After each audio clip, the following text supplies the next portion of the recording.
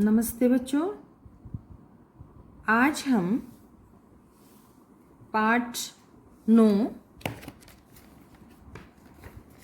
राजस्थानस्य यात्रा वर्णनम का अभ्यास करेंगे। तो देखिए, अभ्यास का है प्रश्न 1, पठत पुनः च लिखत।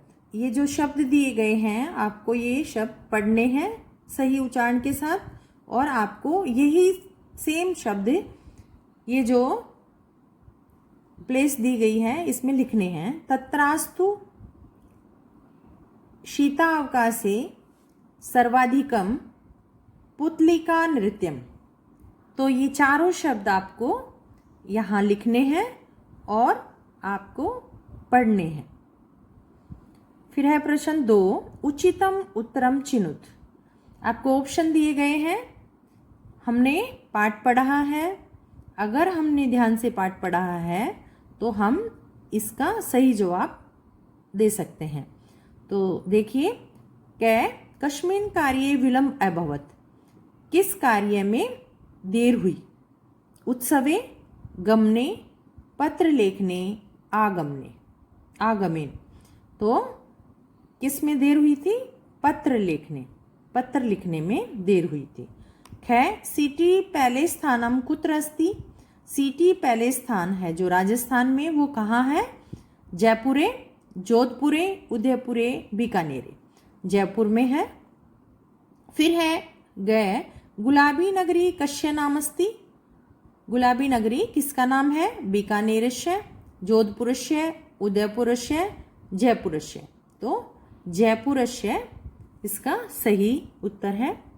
घ जोधपुर नगरम किम नामना प्रसिद्धम अस्ति।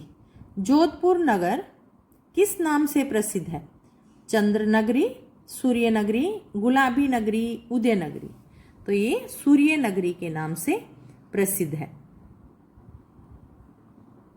अब आता है प्रश्न 3, एक पदेन उत्तरत। एक शब्द में आपको उत्तर लिखना है। कै पत्रम कै अलिखत। पत्र कौन लिखता है? शांतनु। ख शांतनु कम प्रति पत्रम लिखत। शांतनु किसके लिए पत्र लिख रहा है? सौम्यम, अपने मित्र को। गै शांतनु राजस्थाने कदा अगच्छत। शांतनु राजस्थान कब गया? शीतावकाशे, सर्दी की छुट्टियों में। घ प्रथमम ते कुत्र अगच्छन्। पहले वे कहाँ गए? जयपुर नगरम। जयपुरात ते किम द्रष्टुम अगच्छन्। जयपुर से वे क्या देखने के लिए गए? जोधपुर नगरम, जोधपुर नगर।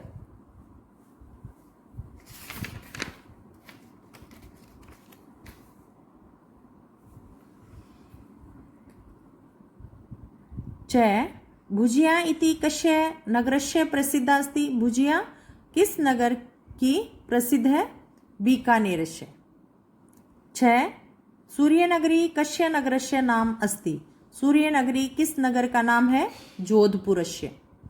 जय ते पुतलिका नृत्यम कुत्र अपश्यन्। उन्होंने पुतलिका नृत्य कहाँ देखा? बीकानेर में। अब आता है आपका प्रश्न 4, पूर्ण वाक्येन उत्तरत। पूरे वाक्य में आपको उत्तर लिखना है। कै कम प्रति पत्रम अलिखत। कौन किसके लिए पत्र लिख रहा है? शांतनु स्वमित्रम सौम्यम प्रति पत्रम अलिखत। शांतनु अपने मित्र सौम्य के लिए पत्र लिख रहा है। ख पत्रे कस्या यात्राया वर्णनम अस्ति। पत्र में किस यात्रा का वर्णन किया गया है? पत्रे राजस्थानस्य यात्रा वर्णनम अस्ति। पत्र में राजस्थान यात्रा का वर्णन किया गया है। गै जयपुर नगरस्य कानि स्थानानि प्रसिद्धानि सन्ति।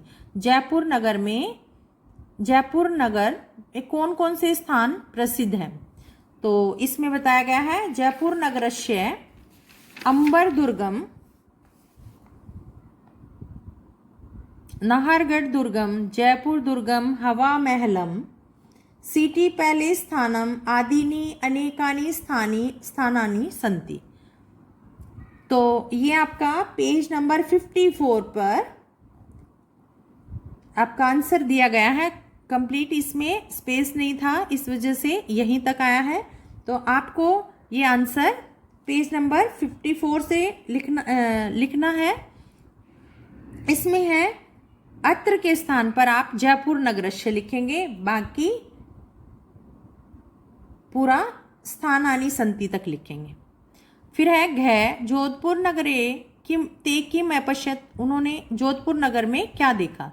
जोधपुर नगरे ते मेहरानगढ़ दुर्गम उमेद भवन महलम च अपश्यन, जोधपुर नगर में उन्होंने मेहरानगढ़ दुर्ग, उमेद भवन और उमेद भवन देखा।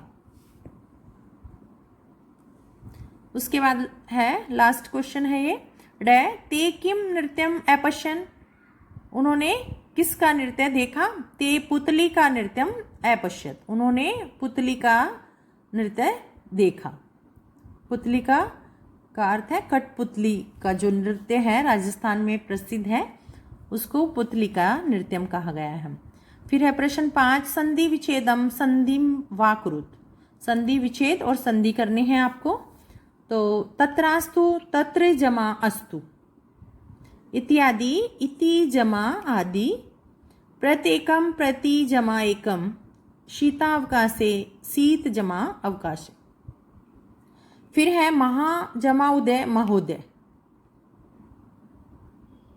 ये है संधि विच्छेद और ये है संधि, यानी कि शब्दों को जोड़ना, और संधि विच्छेद उन शब्दों को अलग अलग करके लिखना।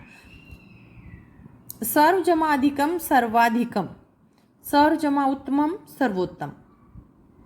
फिर है प्रश्न 6 प्रकृतिम प्रत्यय च पृथकम पृथक पृथक कुरुत, जो ऊपर उदाहरण में आपको शब्द दिए गए हैं उन शब्दों की तरह अलग अलग करके लिखने हैं आपको। दृष्टुम दृश्य, ये जो लगाया गया है ये धातु के लिए लगाया गया है। ये धातु, इसका अर्थ है दृश्य धातु। दृश्य को हम पश्यति से करते हैं, पश्यति पश्यते, तो मूल जो शब्द है वो दृश्य है और इसमें तुमुन प्रत्यय लगाने से दृष्टुम बनेगा। गंतुम गम धातु और तुमुन प्रत्यय, पठितुम पठ धातु तुमुन प्रत्यय, खेलितुम खेल धातु और तुमुन प्रत्यय। फिर है आदाय, आ जमा दा जमा लयप, ये लयप प्रत्यय है। आरूह आ जमा रूह धातु है और लयप प्रत्यय है। समपठ्य सम धातु, सम जो है उपसर्ग है, पठ मूल शब्द है और लयप धातु है। उपगम में उप जमा गम जमा लयप। आनीय आ जमा नी जमा लयप। खादित्वा खाद जमा कत्वा। हसित्वा हस जमा कत्वा। पृष्ठवा पृष्ठ जमा कत्वा। दृष्ट्वा दृश्य जमा कत्वा। तो अब आता है आपका प्रश्न 7 समुचिताम विभक्तिम प्रयोज्य रिक्त स्थानानि पूर्यत। ये जो आपको शब्द दिए गए हैं और इनके साथ विभक्तियां दी गई हैं, तो इन्हीं विभक्तियों को इन शब्दों के साथ लगाकर इन शब्दों वाक्यों में भरना है आपको। वयम रेल यानेन, तृतीया विभक्ति क्या है, रेल यानेन दिल्ली नगरम अगच्छाम। ख जयपुर के साथ पंचमी विभक्ति लगाएंगे तो जयपुरात बनेगा। जयपुरात ते जोधपुर नगरम अगच्छन। गय अध्यापक विवेक को चतुर्थी विभक्ति लगाएंगे तो विवेकाय। अध्यापक विवेकाय पुरस्कारम यचति। घ वृक्ष सप्तमी वृक्षे चटका कुजंती। अडय ईश्वर द्वितीया ईश्वरम। भक्ता ईश्वरम नमन्ति। च नेहा जनक के साथ तृतीया लगाएंगे तो जनकेन सह आपनम गच्छति। सह जब लगा होता है तो हमेशा अगर नहीं भी दी होती तो भी वहाँ तृतीय विभक्ति का प्रयोग होता है। उसके बाद है प्रश्न 8 संधि संयोग पृथक पृथक कृत। ये शब्द दिए गए हैं देव ऋषि एवमेव दिनेश महोत्सव चित्रम पश्यत पत्रम लभे सूक्ति प्रसिद्धम अस्ति सदैव वयमत्र।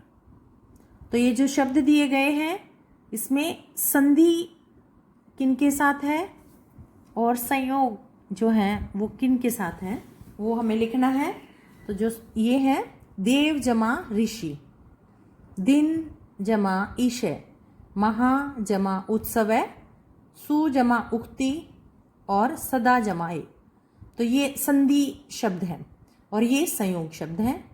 हमने शुरू के पार्ट में हमने संधि और संयोग के बारे में पढ़ा भी था। एवं एव चित्रम अपश्यत पत्रम अलभे प्रसिद्धम अस्ति वयम अत्र। तो ये है हमारे संयोग और ये है संधि। फिर है प्रश्न 9, क्रियापदानाम धातु लकार पुरुष वचनानि लिखत। जो शब्द दिए गए हैं हमें इनके धातु लकार पुरुष और वचन बताने हैं। तो इसमें है अलभे है क्रियापद दिया गया है, इसमें धातु है लब, लंग लकार उत्तम पुरुष और एक वचन। अभवत भू धातु, लंग लकार प्रथम पुरुष एक वचन। अगच्छम गम धातु, लंग लकार उत्तम पुरुष बहुवचन। संति अर्श धातु, लट लकार प्रथम पुरुष बहुवचन। अपश्याम दृश धातु, लंग लकार उत्तम पुरुष बहुवचन। ये आप व्याकरण की बुक में धातु रूप निकाल के देखेंगे तो आपको सारा वहाँ पूरा उसमें पता चल जाएगा। एक कोई भी शब्द हम उठाते हैं जैसे अगच्छ, तो हमें पता चल जाएगा कि उसका मूल जो शब्द है वो गम है और यहाँ आप लंग लकार लिखेंगे। मध्यम पुरुष और एक वचन है, तो जिस भी लाइन में अगर मध्य पुरुष में दिया गया है, एक वचन में है, द्विवचन में है, तो वही वचन लिखेंगे। फिर सूच्य धातु, लोट लकार मध्यम पुरुष एक वचन। वस्ती वस धातु, लट लकार प्रथम पुरुष एक वचन। तो ये थे आपके अभ्यास के प्रश्न। अब आप देखेंगे रचनात्मक मूल्यांकन। इसमें एक बॉक्स दिया गया है, उस बॉक्स में वर्गात पदानी चित्वा वाक्यानि रचत एक बॉक्स दिया गया है, उसमें शब्द दिए गए हैं आपको, तो उन शब्दों से आपको वाक्य बनाने हैं। तो उसको जोड़ के हम तीन कैटेगरी में बनाया गया है, जैसे जयपुर, सूर्यनगरी और अपश्याम। तो इसके नीचे नीचे और भी शब्द दिए गए हैं, उन शब्दों को एक सीधी लाइन में जोड़कर एक वाक्य बनाना है सही अर्थपूर्ण। तो इसमें देखो जयपुरम राजस्थानस्य राजधानी अस्ति, तो इसी तरह से और जो शब्द हैं वो आप जोड़कर इसके सामने लिखेंगे। उसके बाद पेज नंबर 59 पे आपको एक चित्र है, उस चित्र में आपको दृश्य दिखाया गया है और उसके साथ ऑप्शन दिए गए हैं, हेल्प बॉक्स दिया गया है और उन 4 फिलअप्स को भरना है। तो वो आप स्वयं भरेंगे, ये आपकी एक्टिविटी है, आप खुद से करेंगे, रचनात्मक कार्य का है। मैं आपको हिंट दे रही हूँ। तो इसमें पर्यटका है, पर्यटक का अर्थ है सैलानी जो घूमने जाते हैं। फिर है पर्वता, पर्वत, हिमपातस्य बर्फ गिरने का, और चित्रम चित्र।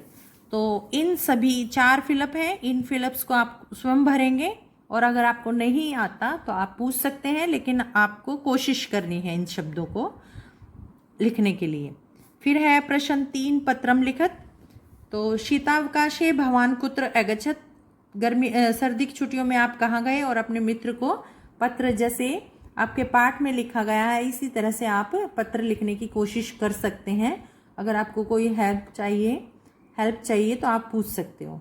तो ये सभी आपको अच्छी तरह से करना है और आपको शब्दार्थ याद करने हैं साथ साथ, और एक्सरसाइज आपको साथ साथ याद करनी है ताकि आपको बाद में प्रॉब्लम ना आएगी। और जो फ्राइडे टेस्ट होता है उसमें भी जो पार्ट है जिस वीक में हो जाता है उसी पार्ट का हम टेस्ट लेंगे।